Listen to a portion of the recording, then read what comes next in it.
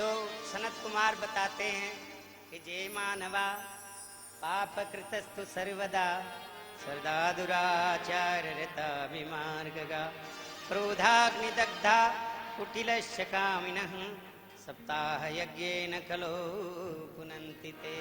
जो महान क्रोधी हैं, जो अपने आप ही क्रोध में जलते रहते हैं, चाहे भले कोई कुछ न कहे, वो अंदर से जलते रहेंगे क्योंकि मन दुखी।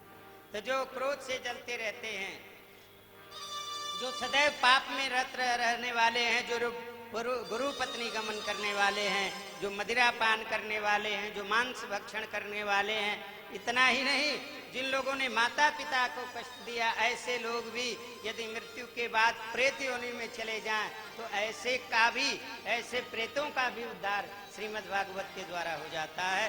कथा सुनाते हैं कि उत्तमपुर नगरी में एक गोकर्ण जी महाराज आत्मदेव जी नामक ब्राह्मण रहते थे, उनकी पत्नी का नाम धुंधली था।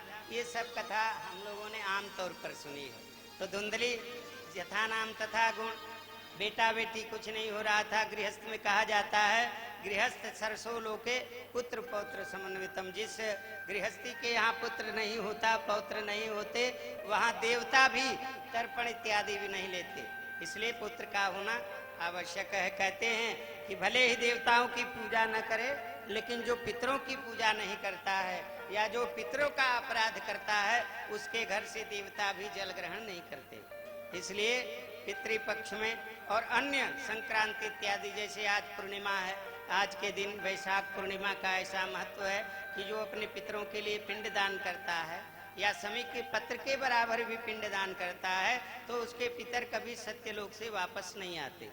और जो प्रेत योनि या अन्य योनियों में गए हुए हैं, वे भी भटकते नहीं बल्कि मोक्ष को प्राप्त हो जाते हैं। तो ये सब तृतीया, ये जो तिथियां हैं, चंद्र ग्रहण, सूर्य ग्रहण, मकर संक्रांति इत्यादि और विश्वत संक्रांति, जितनी भी तिथियां हैं, ये चतुर्थी, मंगलवारी, सोमवती अमावस्या और रवि पुष्य योग, गुरु पुष्य योग, ये सारी तिथियां ग्रहण करने योग्य हैं।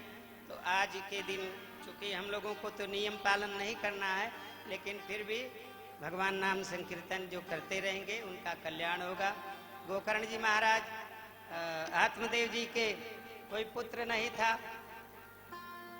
आत्महत्या करने के लिए गए, संत मिल गया। कहा गया कि संत हृदय नवनीत समाना, संतों का हृदय कोमल होता है, लेकिन कितना कोमल होता है, बोले पर हित हेतु संत सुप्रीता।